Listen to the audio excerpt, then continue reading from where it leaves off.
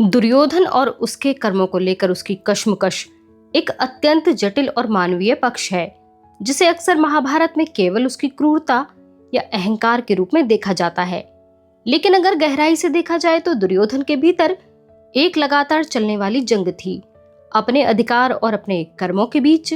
दुर्योधन ने हमेशा अपने को कौरव वंश का असली उत्तराधिकारी माना। उसे लगता था कि उसका राज्य पर अधिकार जन्म सिद्ध है, लेकिन जब पांडवों को सम्मान और प्रशंसा मिलती तो उसके भीतर एक हीनता और असुरक्षा की भावना जागती। इस असुरक्षा ने धीरे धीरे उसे ईर्ष्या, द्वेष और अन्याय के रास्ते पर धकेल दिया। उसके मन में यह कश्मकश थी कि क्या वह जो कर रहा है वह सही है? क्या सत्ता के लिए भाइयों को मिटा देना धर्म है, या पांडवों की बढ़ती लोकप्रियता से खुद को छोटा महसूस करना उसका व्यक्तिगत दुर्भाग्य था? कभी कभी वो स्वयं को न्याय दिलाने वाला योद्धा मानता था, तो कभी उसके कर्म उसे निर्दयी बना देते थे। उसका अहम उसे आत्ममंथन की अनुमति नहीं देता, लेकिन उसका मन कहीं न कहीं जानता था कि वह पथभ्रष्ट हो चुका है। यही आंतरिक द्वंद्व उसकी सबसे बड़ी त्रासदी थी। वह न तो पूरी तरह राक्षस था, न पूरी तरह मानव, बल्कि एक ऐसा मनुष्य जो अपनी महत्वाकांक्षा और सही मार्ग के बीच झूलते झूलते अंततः स्वयं को खो बैठा। मैं हूं आपकी दोस्त वर्षा। आशा करती हूं आप सभी बहुत अच्छे से होंगे। एक बार फिर से आप सभी का स्वागत करती हूं हमारे चैनल स्पिरिट ऑफ इम्बैब के मंच पर। हम पढ़ रहे हैं शिवाजी सावंत का बहुत ही लोकप्रिय उपन्यास मृत्युंजय, जो कि कर्ण के जीवन को आधार बनाकर लिखा गया है। अगर आप मुझे पहली बार सुन रहे हैं तो हमारे चैनल को सब्सक्राइब करना, हमारी वीडियोस को लाइक करना, शेयर करना बिल्कुल भी ना भूलें। तो चलिए चलते हैं बिना किसी देरी के इस उपन्यास के अगले भाग की ओर। मेरी छाती कितनी ही निर्भय क्यों न हो, आखिर था तो मैं भी एक मनुष्य ही, और इसीलिए कभी कभी मेरा मन इस प्रश्न के सतत प्रहारों से घबरा जाता था कि मैंने जो कुछ किया वह उचित था या अनुचित। मनुष्य बुद्धि और संपत्ति के बल पर संसार को सहज ही धोखा दे सकता है, लेकिन अपने मन को कोई भी धोखा नहीं दे सकता। प्रत्येक व्यक्ति के वास्तविक व्यक्तित्व का प्रतिबिंब उसके मन रूपी दर्पण में स्पष्ट झलकता रहता है। प्रत्येक व्यक्ति एकांत में अपने इस दर्पण में अपने ही विविध रूप देखा करता है। किसी किसी समय ये रूप बड़े आकर्षक और अभिमान करने योग्य होते हैं, परंतु कई बार यह इच्छा होती है कि ये रूप आंखों के आगे भी न जाए तो अच्छा हो। बुरा कृत्य करने से पहले आत्माभिमान, साहस या कौतूहल से उत्पन्न झूठा उत्साह प्रत्येक में होता है, लेकिन एक बार जब इस उत्साह से वह कृत्य हो जाता है, तब फिर हृदय में बाण लगे पशु की तरह मन किसी का सबल आश्रय ढूंढने को इतस्ततः दौड़ने लगता है। भाग्य से किसी को वह आश्रय मिल जाता है, पर किसी को जीवन भर व्यर्थ दौड़ते ही रहना पड़ता है। पांडवों को जीवित जलाकर मैंने क्या पाया? कुरुवंश के युवराज और पितामह भीष्म के संबंधी के लिए यह शोभनीय था क्या? ये तथा ऐसे ही अनेक प्रश्न मेरे मन में चक्कर काटने लगते। क्या इस राज्य को और संपत्ति को आज तक कोई भी अपने साथ ले जा सका है? इस दिग्विजयी कुरुवंश में अनेक राजा हो गए हैं।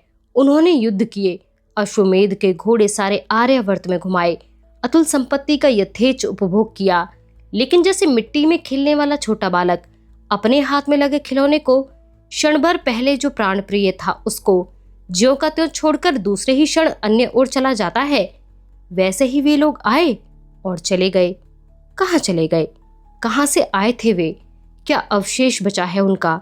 केवल स्मृतियां, अच्छी बुरी, उथली गंभीर, स्फूर्ति देने वाली और लज्जित करने वाली। कल को मेरे पश्चात मेरी भी ऐसी ही स्मृतियां रह जाएंगी। कैसी होंगी वे?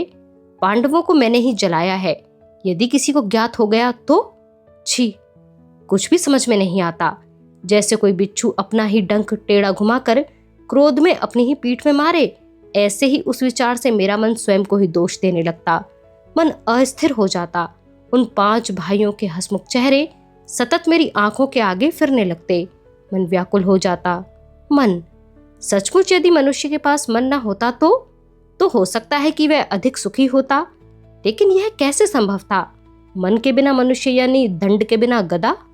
मन के बिना जीवन यदि अधूरा है तो भी क्या इतने झमेले तो नहीं होंगे? इस विचार से और ऐसे ही अनेक परस्पर विरोधी विचारों से मैं घबरा जाता। ऐसी स्थिति में हर बार एक ही व्यक्ति मुझको सदैव आशा की एक प्रखर किरण दिखाया करता था, और वह था अश्वत्थामा। कर्ण के साथ वह सदैव राजभवन में आता रहता था। उसको और कर्ण को एक साथ देखने पर ऐसा प्रतीत होता था जैसे एक विशाल नदी के तट पर एक सुंदर मंदिर दिखाई दे रहा हो। कर्ण अपने पुष्ट और तेजस्वी स्वर्णिम शरीर के कारण नद जैसा दिखाई पड़ता, तो अश्वत्थामा अपने सौम्य और शांत चेहरे के कारण मंदिर जैसा लगता था। पांडवों की ऐसी स्मृतियों के कारण एक भूला प्रश्न बार बार अब मेरे मन में झांकने लगा। जीवन क्या है? मैंने अश्वत्थामा से पूछा। गुरुपुत्र, जीवन क्या है? उसने शांतिपूर्वक कहा। राजन, जीवन क्या है यह अनेक प्रकार से बताया जा सकता है, परंतु तुम जैसे कुरुवंश के वीर के लिए वांछित भाषा में यदि कहना हो तो कहना पड़ेगा कि जीवन म्यान में रखा हुआ खड्ग है। म्यान में रखा हुआ खड्ग? सो कैसे? मैंने आश्चर्य से पूछा। हाँ राजन, मनुष्य का शरीर म्यान जैसा ही होता है और उसका मन उस म्यान में रखे हुए खड्ग की तीक्ष्ण धार जैसा होता है। वाह अश्वत्थामा, जीवन के संबंध में यह बड़ी अच्छी कल्पना रही तुम्हारी। नहीं राजन, इस कल्पना में अभी एक कमी है, और इस जीवन रूपी खड्ग की आत्मा एक मूठ होती है। आत्मा? खड्ग की मूठ? हाँ, आत्मा उस जीवन रूपी खड्ग की एक मूठ ही है। उस मूठ का उस खड्ग से और म्यान से संबंध है भी और नहीं भी। लेकिन जब मूठ ही नहीं होगी तो खड्ग चलेगा कैसे? उसके बिना म्यान अच्छी लगेगी क्या? आत्मा के बिना शरीर और मन भी वैसा ही है। आत्मा के बिना न शरीर का कोई महत्व है न मन का। तो फिर अश्वत्थामा, शरीर नष्ट हो जाने के बाद आत्मा का क्या होता है? तुम्हारी भाषा में यदि पूछा जाए तो म्यान नष्ट हो जाने के बाद मूठ का क्या होता है? मेरे मन से पांडवों की स्मृति अब भी निकल नहीं पा रही थी। भूल रहे हो राजन, म्यान का नाश होने से मूठ का क्या बिगड़ेगा? वास्तव में मूठ कभी म्यान में रहती है क्या? रहती भी है तो फल के रूप में। मन के रूप में आत्मा का कार्य भी ऐसे ही चलता रहता है। कहने को शरीर में है भी और नहीं भी है। संक्षेप में ही कहना हो तो आत्मा सर्प की तरह होता है। आत्मा सर्प जैसा? कितनी आश्चर्यजनक बात कर रहे हो तुम आज गुरुपुत्र। आत्मा सर्प जैसा कैसे हो सकता है? जैसे सर्प एक कैंचुली छोड़कर दूसरी नई कैंचुली धारण करता है, वैसे ही आत्मा भी एक शरीर छोड़कर दूसरा धारण करता है। अश्वत्थामा अत्यंत शांति से बोला। उसकी बड़ी बड़ी काली आंखें आत्मविश्वास से चमक रही थी, मानो वह आंखों से ही कह रहा है। आश्चर्य से मत देखो, मैं जो कह रहा हूं वह सत्य है। मेरा कौतूहल और अधिक बढ़ गया। प्रश्नों के उत्तर देते समय वह निश्चय ही कहीं तो पकड़ में आएगा, यह सोचकर मैंने उसको फिर छेड़ा। अश्वत्थामन, आत्मा को सर्प की उपमा देने वाले तुम निश्चय ही बुद्धिमान और विचारशील हो, लेकिन तुम यह जो कह रहे हो कि आत्मा एक शरीर छोड़कर दूसरा धारण करता है, तो क्या तुम यह कहना चाहते हो कि पुनर्जन्म होता है? हाँ राजन, मैं इस समय तुमको अपने सम्मुख देख रहा हूँ। यह जितना सत्य है उतना ही यह भी सत्य है कि प्राणी का पुनर्जन्म होता है, क्योंकि मनुष्य के शरीर में जो चेतना है वह अमर है। तो इस भीम ने पुनर्जन्म ले लिया होगा। इस विचार मात्र से ही मेरे हृदय में एक भयंकर द्वंद्व मच गया। जैसे तैसे अपने को संभाल कर मैं बोला, तो फिर पुनर्जन्म का यह सत्र कहाँ तक चलेगा और इस जगत का अंत आखिर कहाँ होगा? राजन, समुद्र की लहरें कभी देखी हैं क्या? उनको कभी कोई गिन सका है क्या? वे कहाँ से आती हैं और कहाँ जाती हैं, क्या कोई बता सका है? यह पुनर्जन्म भी वैसा ही है। तो फिर अंत में इस जगत का क्या होगा? राजन, अंत में इस शब्द को निकाल दो, क्योंकि काल का आदि और अंत दोनों ही नहीं है। काल अखंड है। जो लोग यह मानते हैं कि काल अखंड है, वे लोग, केवल वे ही लोग यह स्वीकार कर सकते हैं कि आत्मा अनंत है और अनंत होने के कारण अमर है। पृथ्वी पर जो पशु, पक्षी, वृक्ष, लताएं, मानव आदि हैं, उनकी आत्मा अमर है। आत्मा यदि शरीर से इतने सहज रूप से संबंधित है, तो फिर मनुष्य पाप क्यों करते हैं? बहुत सुंदर राजन, बहुत ही सुंदर प्रश्न तुमने पूछा है। पहले तो अच्छी तरह यह निश्चित कर लेना चाहिए कि पाप है क्या। पाप का अर्थ है आत्मा का निकृष्ट आविष्कार। जब मनुष्य अपने शरीर के भीतर एक शाश्वत स्वर से मन के स्वर को मिलाने के लिए तैयार नहीं होता, तभी इस विसंगति से इस निकृष्ट आविष्कार का निर्माण होता है। इसी को संसार पाप कहता है। तो क्या उपभोग भी पाप है? बिल्कुल नहीं। यदि ऐसा होता तो मनुष्य को ये 5 इंद्रियां ही नहीं मिली होती उपभोग का अर्थ पाप नहीं है, परंतु उपभोग में आसक्ति की चरम सीमा अवश्य पाप है। इस आसक्ति से ही विद्रोह और युद्ध भड़कते हैं, व्याधियां और असंगतियां बढ़ती हैं। तो फिर इस सर्वनाशिनी आसक्ति के बंधन से संसार कब मुक्त होगा? इस संबंध में कुछ नहीं कहा जा सकता। हम लोग यह चर्चा जीवन के एक मध्यस्थ तीर्थ क्षेत्र पर बैठकर कर रहे हैं। अभी तो बहुत मार्ग तय करना है। फिर भी अपनी सुविधा के लिए यदि काल को बांधने की बात कही जाए तो उसमें शायद करोड़ों वर्ष लग जाएंगे, और वही पहला मंगल दिन होगा जब मनुष्य आत्मा की परिधि में प्रवेश करेगा। मुझ जैसे असंख्य पागल केवल एक ही दिन की प्रतीक्षा में जीवन यापन करते रहते हैं। क्यों कर्ण, यही बात है ना? समीप ही बैठे हुए कर्ण से उसने प्रश्न किया। बहुत देर से चलते हुए हमारे गंभीर विवाद को वह शांतिपूर्वक सुन रहा था। शायद वह किसी गंभीर विचार में डूबा हुआ था। पहले तो यही उसकी समझ में नहीं आया कि अश्वत्थामा उसे कुछ पूछ रहा है। अश्वत्थामा ने अपनी हथेली से जब उसके पुष्ट कंधों को दबाया तब वह अपनी विचार तंद्रा से जागा। अश्वत्थामा उसी से कुछ पूछ रहा है। यह पता चलने पर वह उसकी ओर देखता हुआ बोला, अश्वत्थामा, तुम बहुत बड़े तत्व चिंतक हो। नहीं कर्ण, प्रत्येक मनुष्य अपने ढंग से तत्व चिंतक होता है। तुम भी हो। कर्ण ने उसको कोई उत्तर नहीं दिया। वह केवल मुस्कुराया। हंसी की एक मोहक रेखा उसके गोलाकार हिरण्यवर्ण चेहरे पर गाल से उत्पन्न होकर कानों के पास विलीन हो गई। हवा के मंद झोंके से गुड़हल के रक्तवर्णी फूल के पीतवर्णी पराग दंड जैसे हौले से हिल उठते हैं, वैसे ही उस रेखा ने उसके कान के मांसल कुंडल जाने अनजाने ही सुंदर ढंग से खिल उठे। दुग्धपान के बाद वह और अश्वत्थामा दोनों महल से चले गए। अश्वत्थामा के कुछ विचार मेरे मन के प्रांगण में दो शत्रुओं की तरह एक दूसरे पर आक्रमण करने लगे। जितने स्पष्ट रूप से मैं तुमको देख रहा हूं, उतना ही स्पष्ट यह है कि मनुष्य का पुनर्जन्म होता है। जब मनुष्य अपने शरीर के शाश्वत स्वर से छल करता है, तभी पाप की उत्पत्ति होती है। पुनर्जन्म, पाप, भीम, आत्मा, सर्प, आसक्ति आदि शब्दों के घनाघात मस्तक में होने लगे। शरद ऋतु के दिन थे, लेकिन ऐसा लग रहा था जैसे शरीर जल रहा हो। प्राण घुटने लगे। मन को कुछ विश्रांति मिलेगी, यह सोचकर मैं सौध पर आया। कर्ण, अश्वत्थामा राजभवन की सीढ़ियां उतरकर मध्यस्थ सिंह मूर्ति के पास पहुंच चुके थे। यह मुझको सौध से स्पष्ट दिखाई दे रहा था। वे दोनों आपस में शायद कुछ बातें करते जा रहे थे।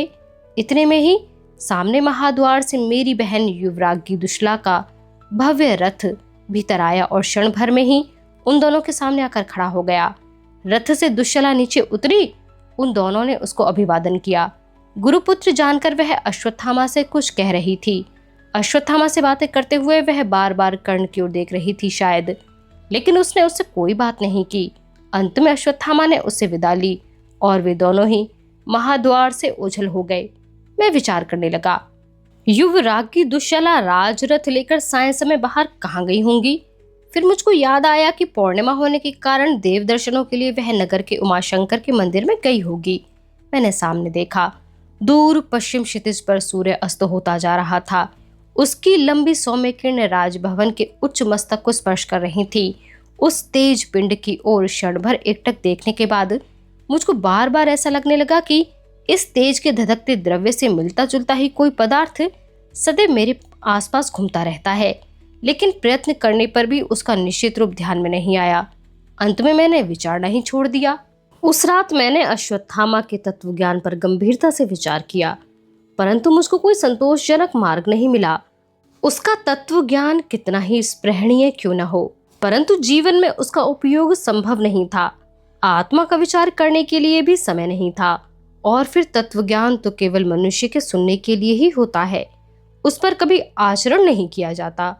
प्रातः शैया से उठते ही इस बात की मुझको तीव्र अनुभूति हुई। अश्वत्थामा के विचारों का अनावश्यक चिंतन कर मैं स्वयं को अकारण ही कष्ट दे रहा था। वह कहता है कि जिस दिन मानव के आसक्ति के बंधन टूटेंगे, वही सौभाग्य का दिन होगा। मैं बंधन वंधन कुछ नहीं जानता था। वह कहता है कि काल अखंड है। उसका वह काल खंडित है या अखंडित है, इससे मेरा कुछ भी संबंध नहीं। मैं तो केवल एक ही काल जानता हूँ, और वह है वर्तमान काल। और इसी वर्तमान काल का प्रतोद हाथ में लेकर मैं काल को ऐसे भगाऊंगा जैसे इंद्र का समर्थ सारथी मातली अपने रथ को वेग से दौड़ाता है। मैं दुर्योधन हूँ, कौरवों का युवराज हूँ। काल की महिमा बखानने वाला दुर्बल ब्राह्मण कुमार नहीं हूँ। मैं अश्वत्थामा नहीं हूँ। मैंने तुरंत ही द्रौपदी के स्वयंवर के लिए पांचालों की राजनगरी कांपिल्य नगर को जाने का निश्चय किया। द्रुपद राज का निमंत्रण उसी शुभ प्रातःवेला में आया था। जाते समय कर्ण को साथ लेना अधिक उपयुक्त रहेगा। आवश्यकता पड़ने पर वह प्राणों का दांव लगाकर मेरी रक्षा करेगा। अपने भाई दुशासन और दुर्मुष को तो मैं साथ ले ही जाऊंगा। वीर पुरुष जीवन चषक को जीवन रस से पूरा भरकर उसको पीने के लिए संघर्ष करते हैं। जो भीरू होते हैं वे ही तत्व ज्ञान की नीरस चर्चा करते रहते हैं। मैं स्वयंवर के प्रण में पांचाली को जीतकर हस्तिनापुर लाना चाहता था।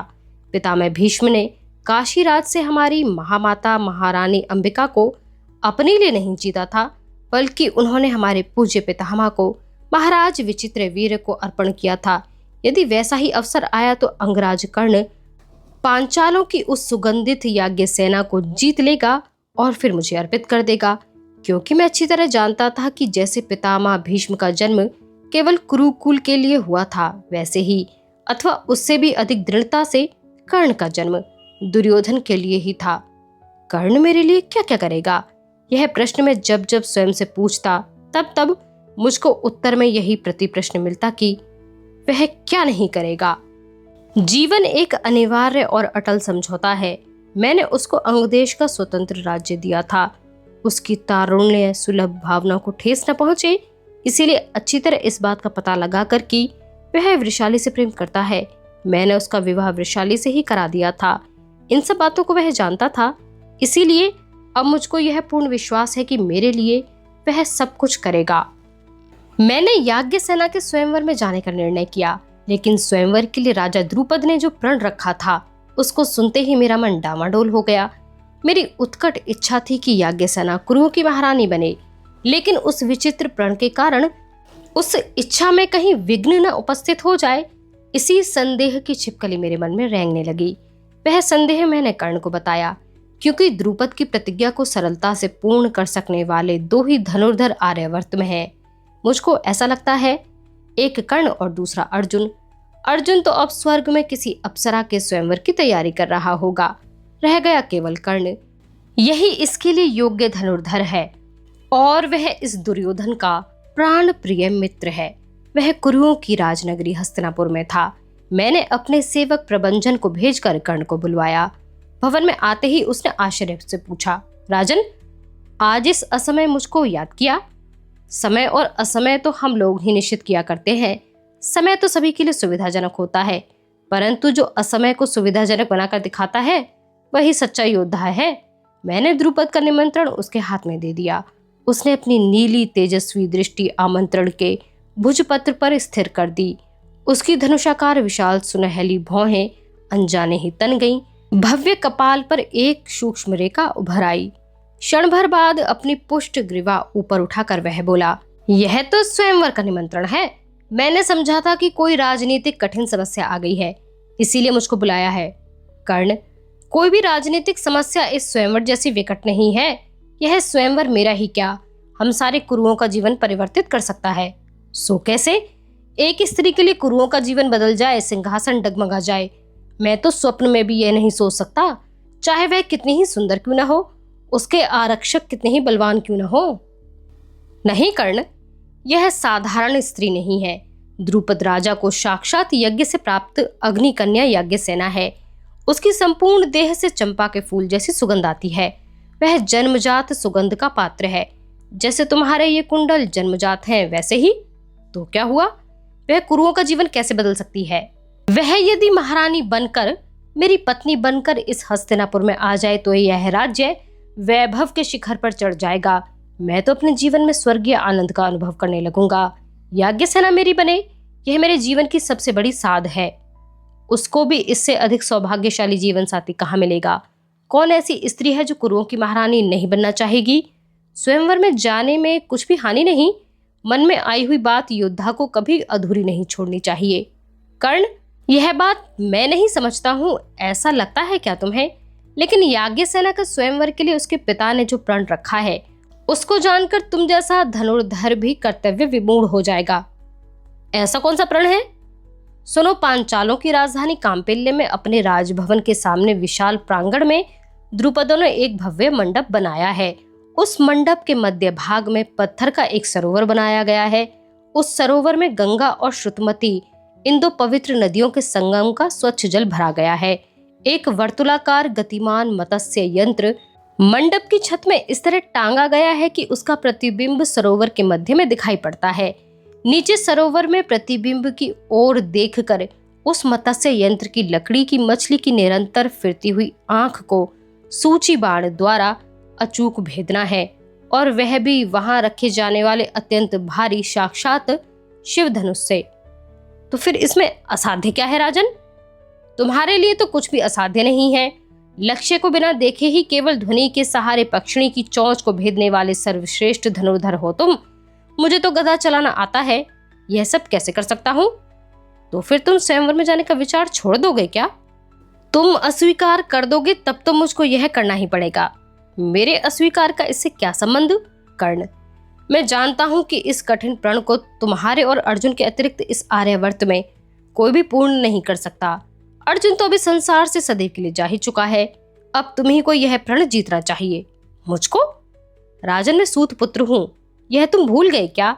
एक क्षत्रिय कन्या मुझको वरमाला पहनाने के लिए क्या कभी आगे आ सकती है?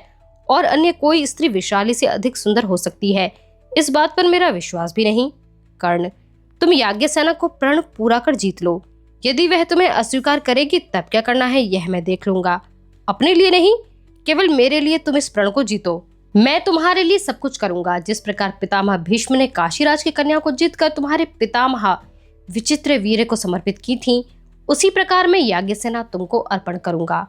कुछ रुककर वह आगे बोला, मैं याज्ञसेना का कमल पुष्प तुम्हारे चरणों पर अर्पण करूंगा, परंतु एक शर्त है।